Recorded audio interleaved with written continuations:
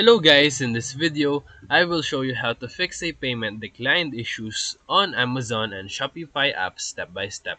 So step 1, make sure that your card or bank account has sufficient funds and it is not expired. And this is the most common reason for payment failures. Step 2, check if your billing address on file matches the one on your bank or card statement. You can check this if you go to your settings and then payment methods to verify. Step 3.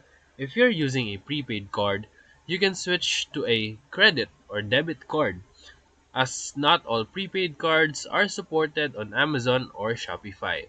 Step 4.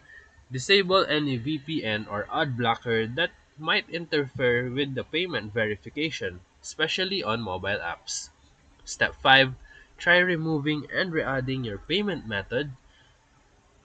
On Amazon, you can go to your account and then payment options. On Shopify, you can check the billing section. Step 6. If the issues still persist, you can contact your bank or card issuer to ensure that they are not blocking the transaction.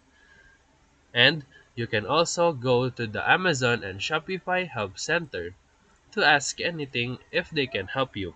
And now, you can fix the payment errors on Amazon or Shopify and complete your purchase smoothly.